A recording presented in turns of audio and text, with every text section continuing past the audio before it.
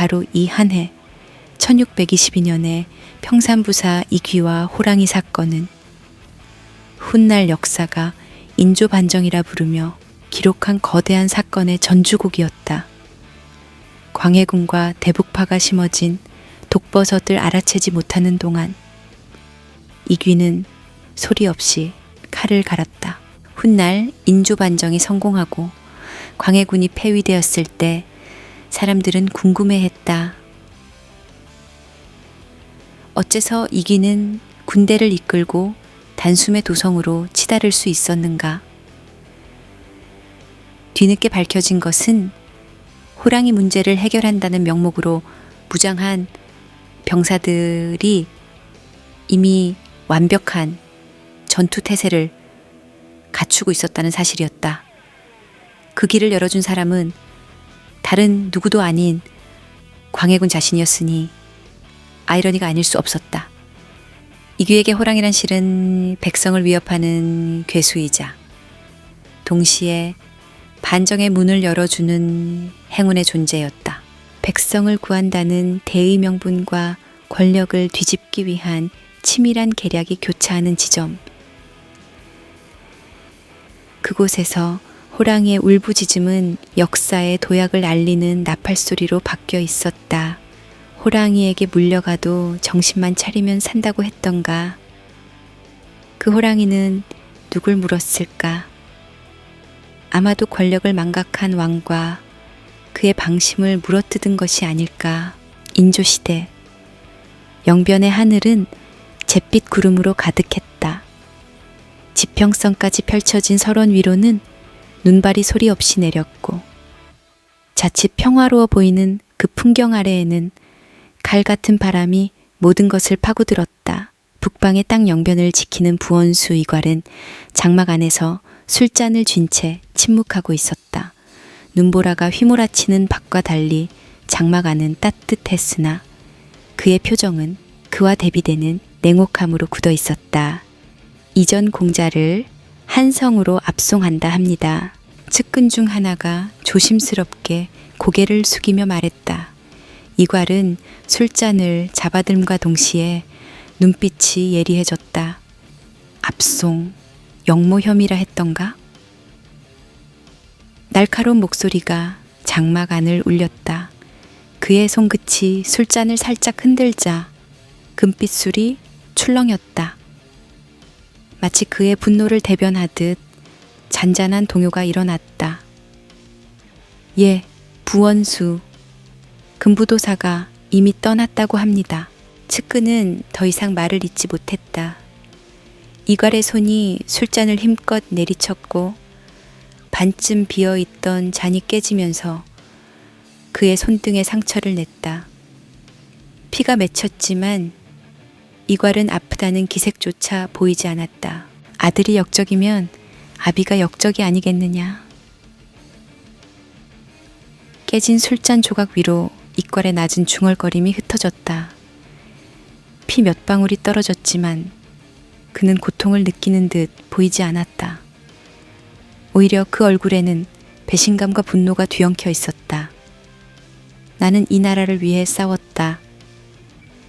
북방의 혹독한 바람 속에서 내 목숨을 담보로 전장을 누비며 이 땅을 지켜왔다. 그런데 이제 그들이 나를, 내 아들을 역적이라 부르며 몰아가고 있어.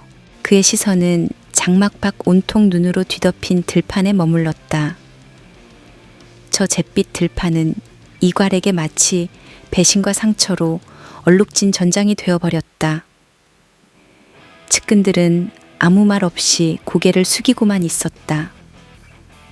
그들은 이괄의 분노가 얼마나 크고 깊은지 알고 있었다. 이괄은 술병을 다시 움켜쥐었다. 그리고 마치 결심이라도 서듯 한 모금에 털어넣었다.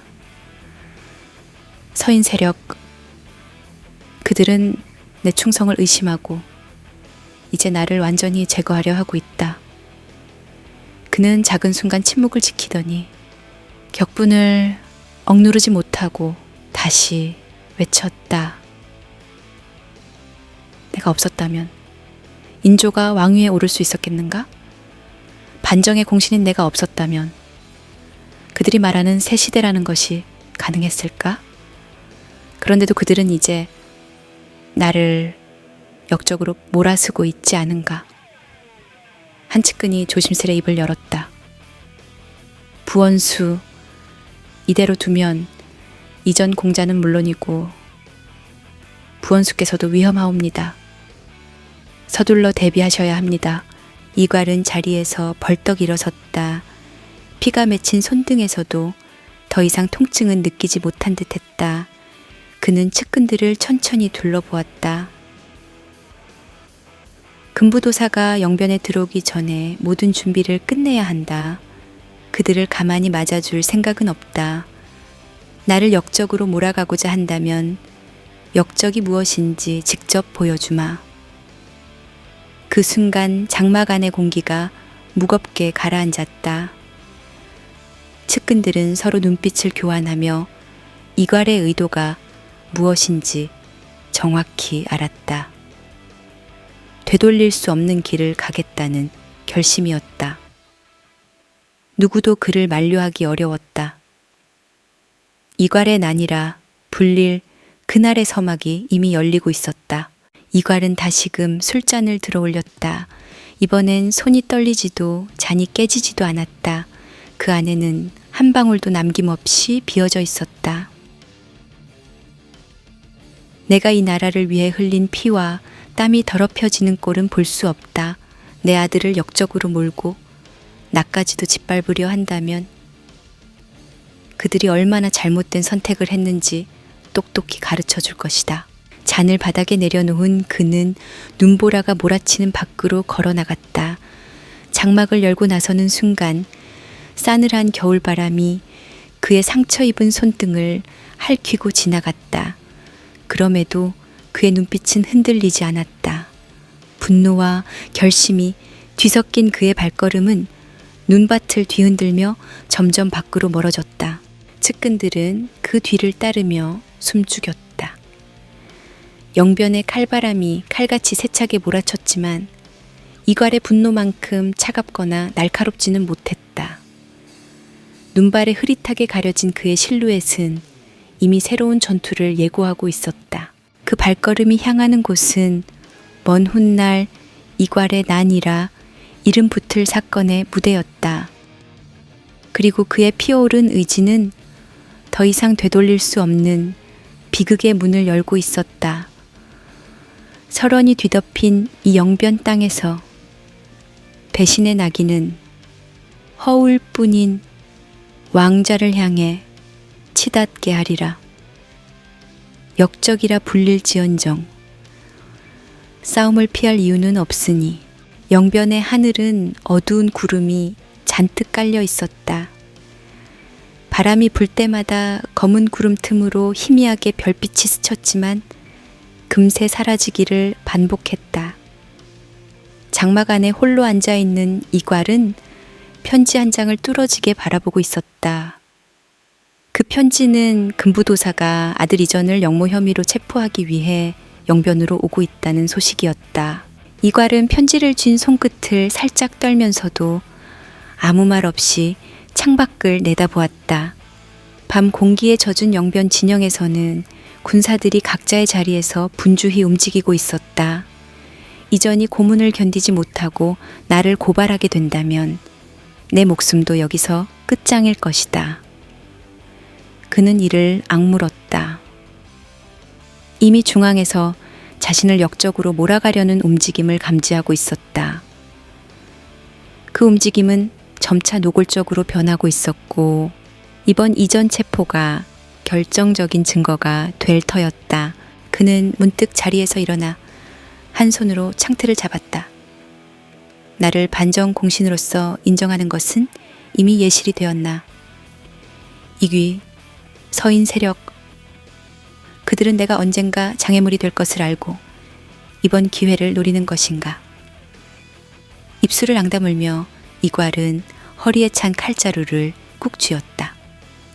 분노가 그의 피를 뜨겁게 달구고 있었지만 동시에 그는 이 순간이 반드시 오리라 직감하고 있었다. 그 어떤 서슬, 퍼런 칼날이 겨눠지기 전부터 그는 길을 선택해야만 했다. 이괄은 장막 밖을 내다보았다. 눈은 내리지 않았지만 거친 바람이 지면을 휩쓸고 있었다. 근처 화토불 주변에는 병사들이 옹기종기 모여 있었고 저 멀리 말들이 울부짖는 소리가 들렸다. 중앙의 서인 세력, 특히 이귀, 그들은 내가 반정에서 얼마나 큰 공헌을 했는지 망각했나. 나를 제거하려 든다면 마침내 날카로운 칼끝을 빼드는 수밖에 없지. 그의 가슴 속에는 억울함과 분노가 교차했다. 내가 아니었다면 인조가 왕좌에 오를 수 있었을까? 그런데 이제는 내가 역적이라니. 그는 낮게 중얼거렸다. 결국 이 싸움은 피할 수 없었지. 이전이 아니었더라도 그들은 나를 언제든 끌어내릴 준비가 되어 있었다. 자신의 분노와 오래된 의심이 불길처럼 타오르는 것을 느끼면서 그는 바닥에 놓인 갑옷을 들었다. 이 싸움이 홧김에 의한 것인가? 아니면 이미 오래전부터 준비된 수순인가? 대답은 어쩌면 둘 다였다. 장막 문이 열리고 측근 한 명이 들어왔다. 부원수 금부도사가 곧 영변에 도착한다 합니다. 그들을 어떻게 맞이하시겠습니까? 이괄은 창밖을 응시하며 대답 없이 잠시 서 있었다. 바람에 흔들리는 등불의 그림자가 장막 벽을 춤추듯 스쳤다. 마침내 그는 돌아서서 낮고 단호한 목소리로 말했다. 되돌려 보낼 수 없다. 그들이 돌아간다면 나는 끝장날 것이다. 모든 병사를 동원해 적으로 맞서겠다. 측근의 얼굴에 그늘이 번졌다. 부원수, 이건 중앙과 전면전을 벌이겠다는 뜻이옵니까? 이괄은 초연한 표정으로 고개를 끄덕였다. 그렇다. 나를 역적으로 만든 자들에게 끝까지 싸워보겠다는 뜻이다. 이미 시작된 싸움이 아니겠느냐. 그날 밤 이괄은 진중의 병사들을 한데 모았다. 허리에 찬 칼을 살짝 들어 보이며 그들의 시선을 사로잡았다. 우리는 북방을 지키며 이 나라를 위해 목숨 바쳐온 자들이다. 그런데 중앙에 서인 세력은 우리가 없어도 문제없다고 생각하는지 나를 역적으로 만들려 하고 있다. 군사들은 술렁이는 표정이었다. 그들 상당수는 이괄이 반정 당시부터 무공을 세워왔다는 것을 잘 알았다. 동시에 중앙 조정이 그의 공을 인정하기보다는 오히려 의심의 눈초리를 보내고 있다는 풍문도 들었다. 금부도사가 여기로 온다는 것은 이미 결론이 난 일이다. 나의 아들 이전을 압송해 가면 결국 그 다음은 나를 잡아가겠지. 이괄은 이를 악물었다. 우리는 여기서 끝나지 않을 것이다.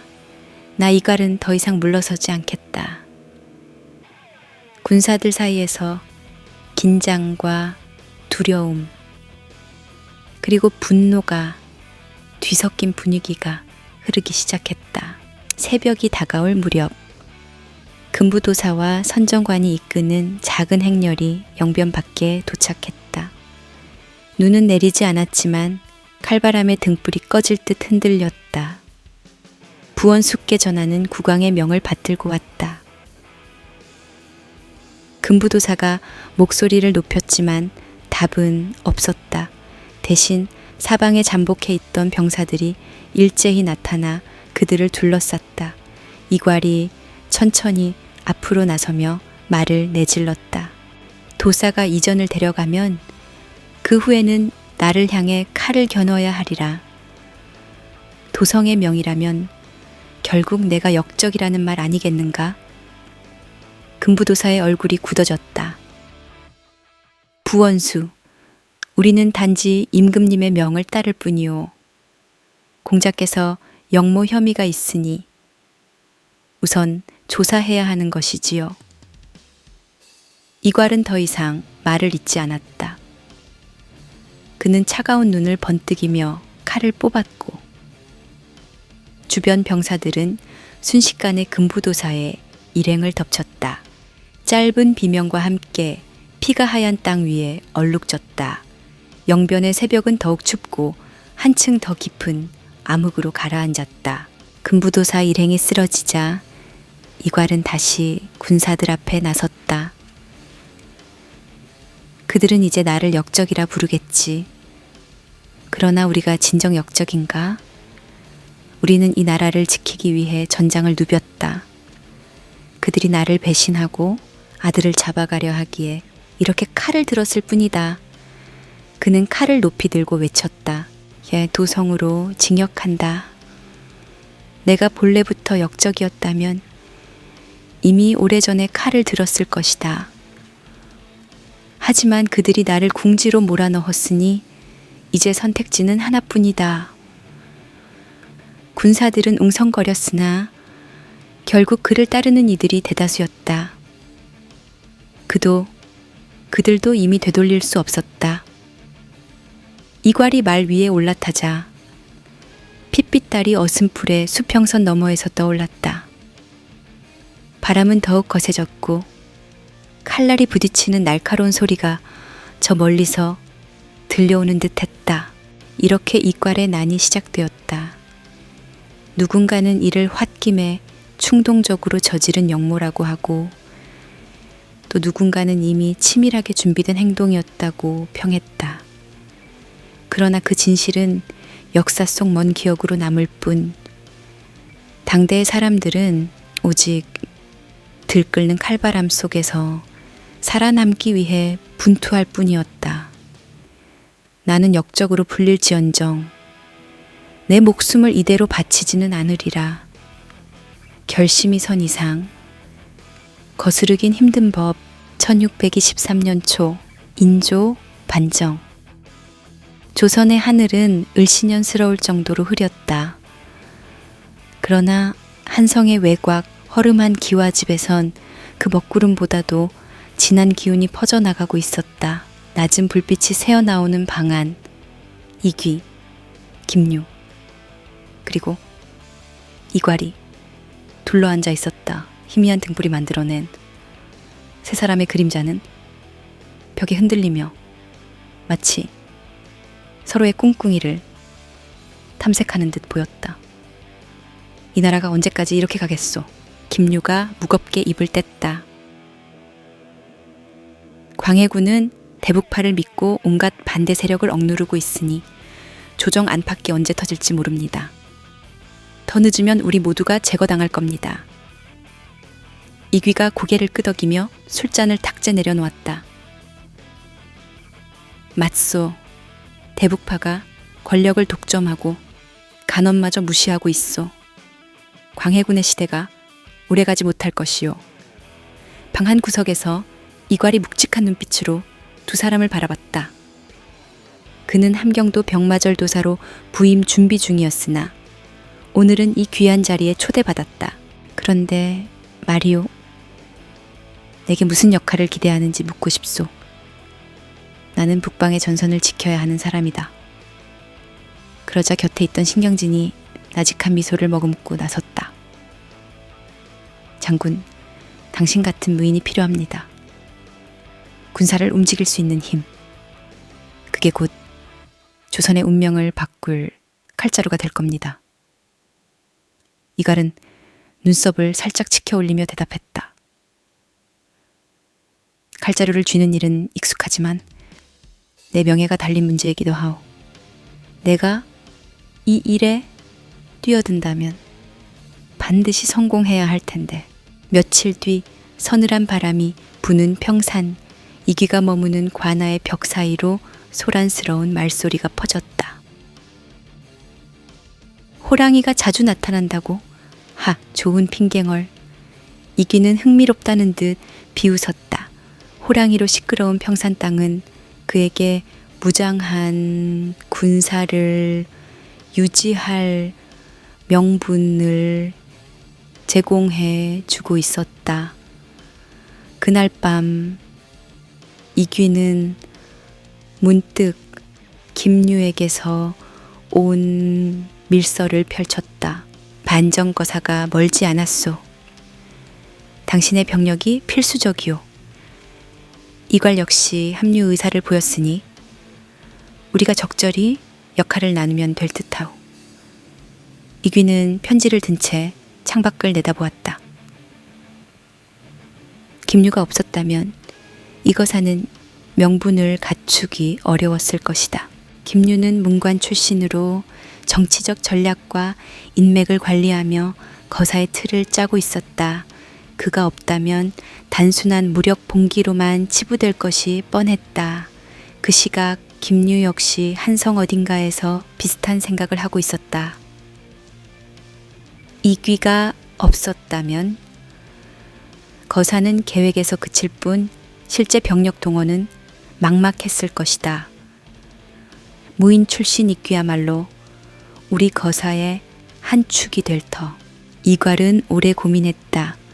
광해군의 전횡에 반감을 품고 있었으나 어디까지나 자신은 한 나라를 지키는 무인이었다. 함경도 병마절 도사로 가서 북방을 수비하는 것이 그의 본분이었을 터. 하지만 중앙의 서인 세력이 자신에게 손을 내밀었다. 그리고 그는 대북파와 광해군에게 더 이상 기대할 것이 없다는 사실을 깨닫게 되었다. 네가 북방에서 잠만 자고 있으면 나라가 망한다. 신경진의 설득은 점점 이괄의 마음에 파문을 일으켰다. 광해군이 너를 믿고 있을 것 같으냐? 너도 결국 제거될 표적이 될 게다.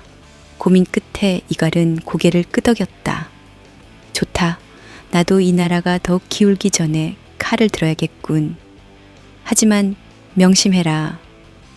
내 이름에 먹칠은 안 된다는 점. 이괄의 흔쾌한 합류는 김유와 이귀에게 강력한 군사적 지원을 안겨주었다. 그 순간 세 사람 사이에 기묘한 공기가 흘렀다. 합심이라는 이름표가 붙긴 했지만 각자의 속내가 조금씩 달랐기 때문이었다. 1623년 초 한성 외곽의 은밀한 장소에서 세 사람이 다시 한번 만났다. 방 한쪽에 걸린 지도에는 도성과 주위의 길목이 표시되어 있었고 붉은 점들이 수십 개 찍혀 있었다. 병력을 어떻게 배치할 생각이오? 김유가 물었다. 이귀가 침착하게 대답했다. 나는 평산에서 내 병력을 이동시킬 것이오. 호랑이 사냥 명목으로 이미 장비와 무장은 탄탄히 유지하고 있소. 어느 날 밤 기습하듯 도성으로 진격해 핵심 거점을 장악할 것이오. 옆에서 이괄이 고개를 끄덕였다. 나 역시 내 부하들을 이끌겠다. 북방으로 떠나는 중이라는 핑계를 댈 터이니 그 사이에 함께 치고 들어가면 된다. 김유는 눈을 빛내며 그들의 의견을 정리했다. 좋습니다. 저는 조정 내부의 서인 세력을 움직여 광해군의 주변을 교란하겠습니다. 대북파가 허점을 보이는 순간 우리가 일제히 칼을 빼들면 됩니다. 그날 밤 세 사람은 서로 다른 표정으로 술잔을 기울였다. 성공을 위해 힘을 합친 것이지만 과연 그 끝이 어떠할지 누구도 확신할 수 없었다. 며칠 후 이괄은 변경한 구석에서 자신의 검을 닫고 있었다. 칼날의 어른거리는 자신의 얼굴을 보며 중얼거렸다. 언제부터였을까? 광해군이 대북팩에 휘둘리는 걸 보며 이 나라가 가는 길이 불안했다. 이제는 내가 칼을 들어 직접 움직일 때가 왔군. 그가 머리를 들어 밖을 보니 병사들은 이미 비장한 기세로 무기를 점검하고 있었다. 그에게 충성을 맹세한 이들은 주군의 결단을 따를 준비가 되어 있었다. 한편 평산의 이귀는 병사들을 집결시키고 있었다. 호랑이 출몰을 막겠다. 며 모아온 군사들은 이제 반정이라는 더 큰 맹수에 맞서게 될 운명이었다. 이귀는 군마의 코를 쓰다듬으며 고개를 들었다. 광해군, 대북파, 곧 도성을 뒤흔드는 북소리가 들릴 것이다. 김유 역시 한성 궁궐 안팎에서 서인 세력을 결집해가고 있었다. 그는 폐쇄적인 광해군의 정치를 비판하며 명나라와의 전통 외교를 복원하고 조선을 바로 세우겠다는 대의명분을 퍼뜨렸다. 1623년 3월 12일 밤 홍제원은 싸늘한 바람에 휩싸여 있었다. 달빛조차 흐리고 별빛도 희미한 밤하늘 아래 서늘한 공기가 마치 숨 막히는 긴장감을 더욱 부추기는 듯했다. 이귀는 홍제원 중앙에 작은 마당 한가운데에 서 있었다. 그는 검은 망토를 걸치고 펼쳐놓은 지도를 예리한 눈빛으로 살폈다. 뒤따라 선, 김유와 신경진을 비롯한 반정 세력의 핵심 인사들이 숨죽인 목소리로 의견을 나누고 있었다. 거사는 내일 새벽에 시작한다. 이귀의 목소리는 낮았으나 단호했다. 훈련도감의 주둔지와 도성의 주요 지점을 동시에 공격해야 한다. 시간을 정확히 맞춰 움직이지 않으면 모두 헛수고가 될 뿐이다. 김유가 잔잔히 고개를 끄덕이며 호응했다. 평상과 강계에서 모인 병사들이 이미 홍제원에 집결해 있습니다. 지금 대호 점검을 진행 중이요. 도성까지 징역하는데 무리는 없을 듯합니다. 신경진이 약간의 불안을 담아 입을 열었다. 하지만 훈련 도감의 대응이 가장 우려됩니다. 그들이 먼저 움직인다면 우리의 계획이 헝클어질 수 있으니 바로 그때 급히 뛰어 들어오는 병사가 방 분위기를 갈라놓았다. 번들거리는 이마에 땀방울이 맺혀 있었고 손에는 작은 편지가 쥐어져 있었다. 부원수 이귀공, 긴급한 소식입니다. 이귀가 병사를 향해 다가가 편지를 받아들었다. 편지 내용을 읽는 동안 그의 표정이 점차 험악하게 변했다. 이확이 움직였다고 편지에는 이미 조정에서 반정 소식을 눈치챘으며 훈련도감의 이확에게 거사 가담자들을 검거하라는 명령이 떨어졌다는 내용이 적혀 있었다. 김유와 신경진은 당혹감을 감추지 못하며 서로를 바라보았다. 시간이 없다. 이귀는 편지를 부스럭거리며 한숨을 내쉬었다. 날이 밝으면 다 늦는다. 우리가 먼저 치지 않으면 끝장이야. 이귀는 주위 병사들과 장군들을 한데 모았다. 불빛이 흔들리는 가운데 그의 목소리는 더욱 낮아졌지만 긴장감은 배가 되었다. 더는 새벽까지 기다릴 필요가 없다. 지금 당장 도성으로 징역한다. 우리는 한순간의 실패도 용납할 수 없다. 만약 도성 안으로 들어가지 못하면 우리 모두 죽는다. 김유는 살짝 주저하듯 미간을 찌푸렸지만 곧 결의를 다지며 고개를 끄덕였다. 좋습니다. 훈련 도감이 대비하기 전에 도성의 중심을 장악해야 합니다. 신경진 또한 병사들을 재촉하기 시작했다. 병사들은 이미 전열을 갖추고 있습니다. 한치의 오차도 없이 움직이도록 하겠습니다. 그리하여 거사의 시점은 지금으로 확정되었다. 모두가 초조한 눈빛으로 서로를 바라보았다. 이귀는 망토를 휘날리며 밖으로 나갔고 병사들은 그의 등 뒤에서 빠르게 진영을 갖췄다. 병사들의 대열이 길게 늘어서고 각자의 무기를 손질하는 소리가 어둠을 찢었다. 말 울음소리와 함께 마치 전쟁터로 향하는 듯한 기세가 홍제원을 감싸고 있었다. 이귀는 직접 말을 타고 맨 앞줄에 섰다. 그가 날카로운 눈으로 병사들을 훑어보았다. 우리는 영모자가 아니다. 광해군과 대북파가 조정을 어지럽히고 있는 이상 우리가 이 나라를 바로 세워야 한다. 그의 목소리는 선두에선 명확히 들렸고 뒤이어 병사들의 가슴에도 울려 퍼졌다. 비록 불안과 두려움이 짙게 깔려 있었지만 지도자가 뿜어내는 결기에 한 번 더 마음을 다잡았다. 밤 공기가 싸늘히 식어가는 시각. 홍제원을 떠난 병사들은 횃불 대신 달빛에 의지해 조용히 이동했다. 발걸음이 땅을 울리는 듯 규칙적인 징역 소리가 묵직한 북소리처럼 깔렸다. 김유는 뒤편으로 병력을 이끌며 훈련 도감이 있는 방향을 살폈다.